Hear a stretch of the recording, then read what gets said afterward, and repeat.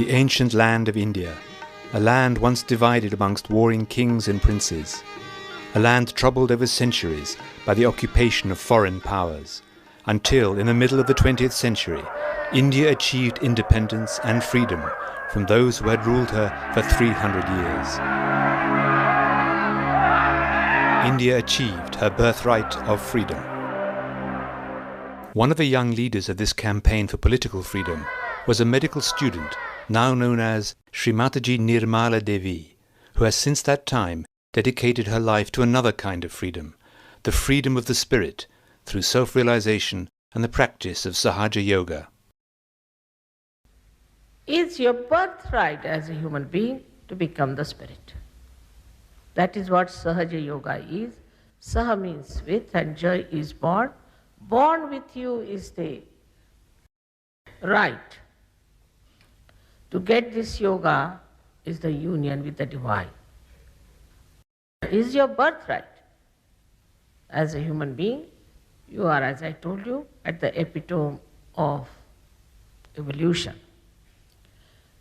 And it has to work out. But please open your hearts and open your minds. The unique experience of self-realization takes place when the primordial energy, called Kundalini, is correctly awakened by someone who has already experienced and mastered their own self-realization. Sri Mataji has explained that the Kundalini is the power of our spiritual ascent, found in the triangular bone at the base of the spine called sacrum by the Greeks. It is the power of our pure desire. When awakened, the Kundalini rises spontaneously through 6 subtle centers called chakras.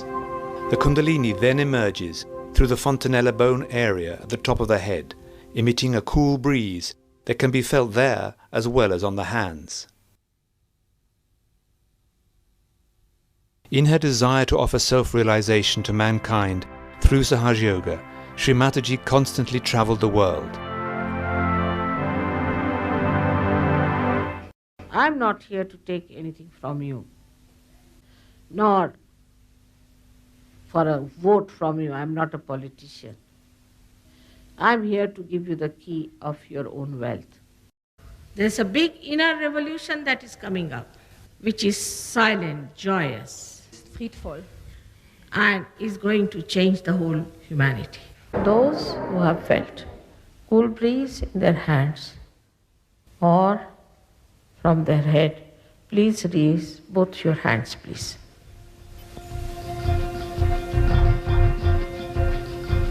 So many.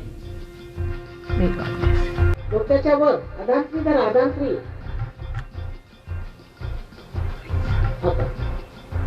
ज्या लोकांच्या हातात किंवा डोक्यात थंड थंड असं वाटलं असेल किंवा काहीतरी अशी ऊर्जा वाहते असं वाटत असेल त्या सगळ्यांनी दोन्ही हात वर करायचे.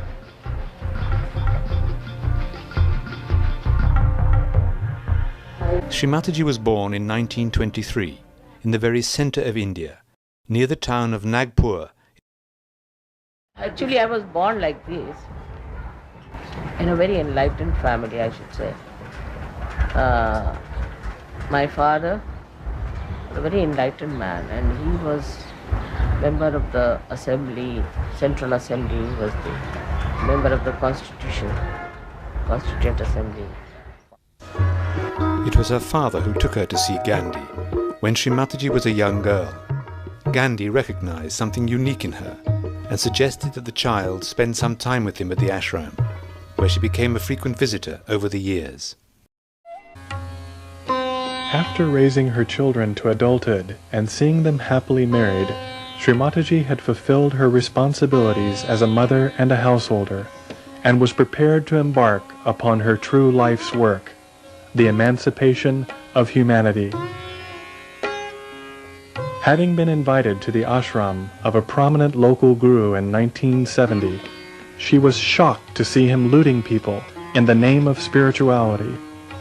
Suddenly aware that the seekers everywhere were in danger from this future trend, Sri Mataji searched deep within herself for a solution.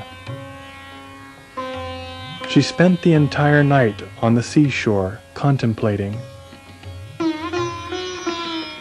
And in the early hours of the morning, disgust with the falsehood she had witnessed and compassion for her children everywhere forced her to act. She meditated upon the Sahasrara, the energy center on the crown of the head, and prayed that all the seekers of truth would eventually receive their enlightenment and bring about the dawning of collective consciousness in humanity. She describes this historic event.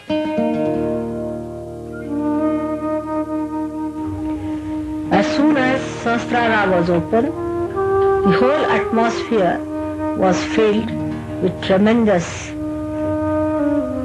Chaitanya. And there was tremendous light in the sky. And the whole thing came on this earth as if a torrential rain or a waterfall with such a tremendous force, as if I was unaware and got stupefied. The happening was so unexpected and so tremendous that I was stunned and I became completely silent at its grandeur. I saw the primordial Kundalini rising like a big furnace, and the furnace was very silent but burning appearance it had, as if you heat up some metal and it has many colors. In the same way, the Kundalini showed up like a huge furnace, which is like a tunnel, where you see these plants you have for coal burning to create electricity. And it stretched like a telescope, one after another came out, like that. And the deities came and sat on their seats, on their golden seats. And then they lifted the whole of the head like a big dome and opened it. And then this torrential rain completely drenched me. And I started seeing all that and got lost into the joy. After emerging from this beautiful experience, Sri Mataji looked around and saw the blindness of human beings, and she became absolutely silent. She desired that everyone should attain their self-realization in order that their eyes could be opened. Her vision for humanity had come into focus and was beginning to unfold. At the end of the 90s, the crowds who came to her public programs numbered in their thousands. But when Sri Mataji started teaching Sahaja Yoga in India back in 1970, it was only with a mere handful of people.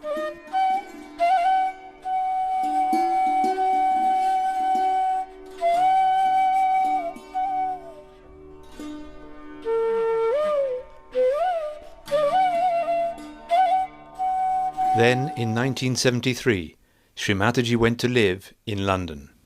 I was telling you about Her husband, Mr., now Sir C.P. Srivastava, had been elected Secretary General of the International Maritime Organization, an agency of the United Nations. Award from League of Nations.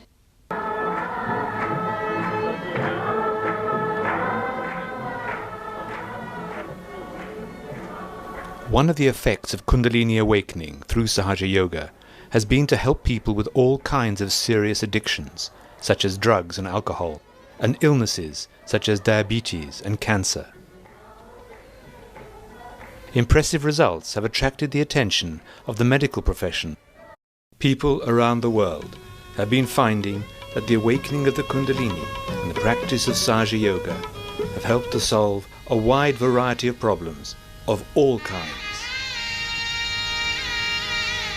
Now, at the beginning of the 21st century, Sahaja Yoga is being practiced in some 70 countries.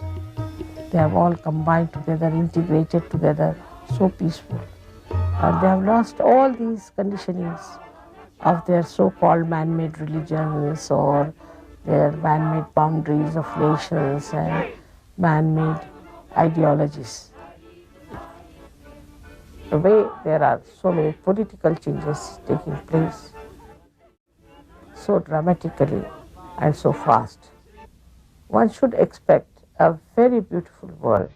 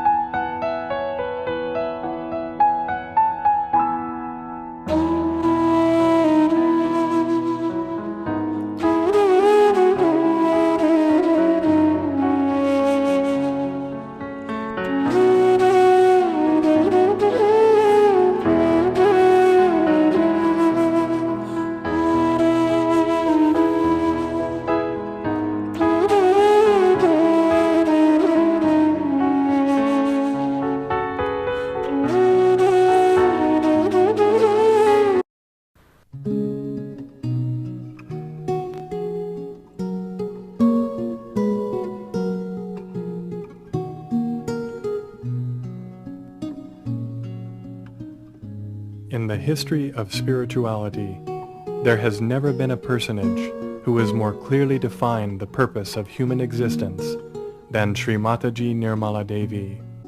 The complete transformation of both the inner and outer expressions of humanity are just within our grasp. We need only look within our own being to find the roots of all eternity. As each of us do this, we lay the foundation for the coming age and the great awakening which will forever alter our future course. This is the vision of Sri Mataji Nirmala Devi, a living saint for modern times.